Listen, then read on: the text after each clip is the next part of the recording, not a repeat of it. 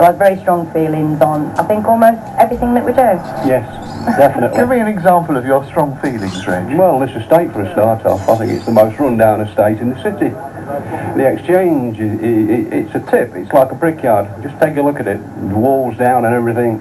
There's no facilities up here for the younger generation. Crime figures are over the top, and it's understandable because there's just nothing for them to do.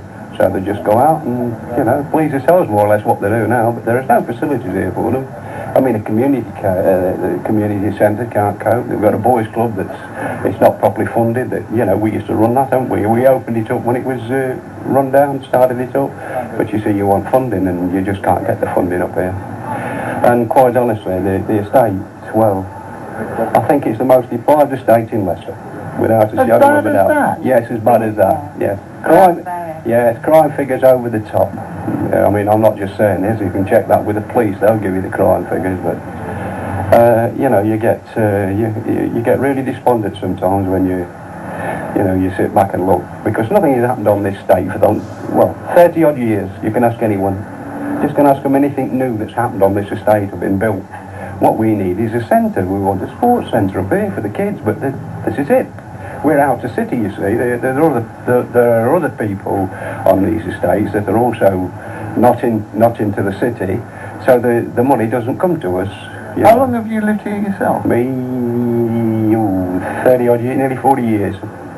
Brought my family up here, and I've lived here ever since it more or less started off. I've been here 30 odd years. Where did you move from? I lived at my girl then. And what did you think of the place when you first moved here? Oh, it was a show place. It definitely a show place. You can tell that by the amount of properties that have been sold. It was a place. I mean, you had to go on the waiting list to get up here. Now you don't go on the waiting list. You know, to go on the waiting list to get away from here.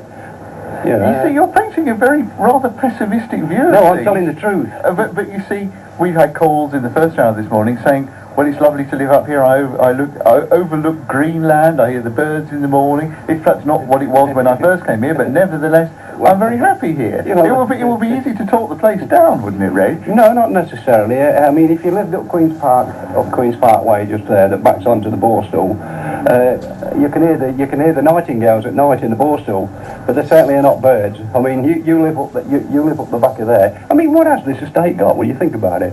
I'll tell you, we've got 3 pubs, a working men's club, and the Exchange, and that's it.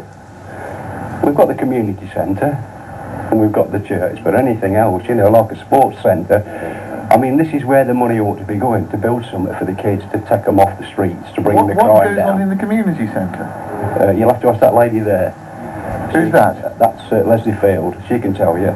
We'll talk to her in a moment. Good. But you're chairman. What are you doing then to rectify the problems that you perceive here then? Well, we go to all these city council meetings. We apply for grants for this. We apply for that. We apply for the other. But having said that, there's no way of forcing the issue. You just apply for them, and then you have to sit back and wait. I mean, there's a grant we've applied for to do the Exchange up to make it look a bit better. The Exchange is that area across the road with the shops that we're looking across the road to. Yeah, we can see the shops, but what else can you see? The broken walls and the bricks and everything, and it's just the same the other end and all. And we're trying to get that done up at the moment, but we've got the drawings all drawn up, but whether it'll come to fruition or not, you know, it's in the lap of the gods sort of thing. It's up to the council.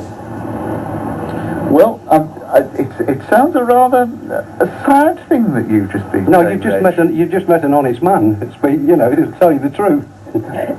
Well, thank you very much indeed for talking to us, Okay. Reg and Yvonne. No, thank you.